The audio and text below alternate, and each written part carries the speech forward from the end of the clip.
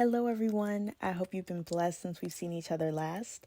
Today we're making a beginner-friendly roux-based mac and cheese. So let's get into it. First we're going to start with our pasta. Season your boiling hot water with about 1 tablespoon of salt. Do not add any oils or butter to the water because then the cheese sauce will just slide right off the noodles when you bake it, and you do not want that. We're only cooking 1 pound of elbow noodles until they are a little under al dente. That's approximately 5.5 to 6 minutes.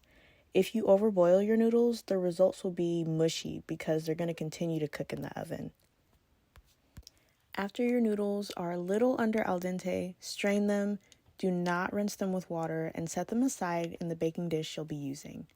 Next is our roux. Slow, steady, and patience wins the race here, guys.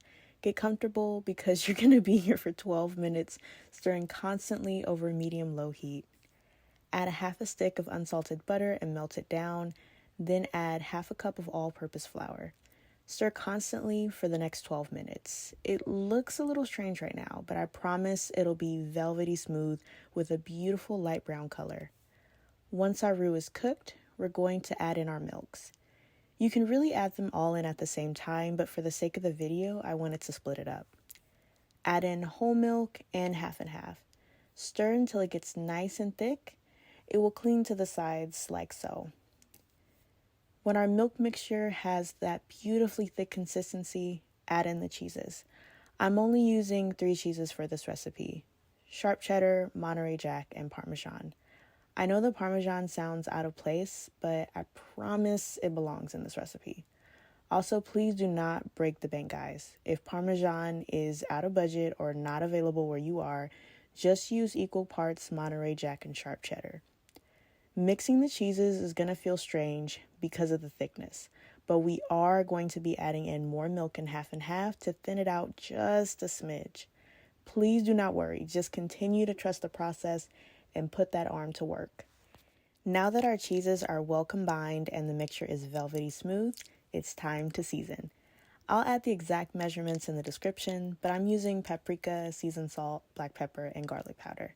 When it comes to seasoning, start with less and work your way up to more. If anything, consider the seasonings I have as a starting point, taste, and add more of whatever else you think it needs, incrementing little by little. Once you over-season, it's very difficult to go back. Now let's revisit our noodles. I accidentally forgot to hit record on my camera for me adding the eggs in, but I did add in 2 large beaten eggs, and now I'm massaging the eggs all throughout the noodles. Yes, my hands are washed and clean, y'all. When all the noodles are coated, add the cheese sauce, about half the pot at a time. Really be sure that every nook and cranny is covered with the cheese sauce. It'll seem strange or too thick, but it'll be a very moist and flavorful end result. Smooth out the top and then add a mixture of Monterey Jack and sharp cheddar to coat the top until all the noodles have a nice layer of cheese on top. Pop it in the oven at 375 degrees for about 35 to 40 minutes until the top has a nice golden brown crust. Be careful not to overbake because then you'll end up with a very dry mac and cheese. I hope you all enjoyed this recipe. This is a great starter mac and cheese recipe that you can continue to tweak and make your own as you get more comfortable with the process.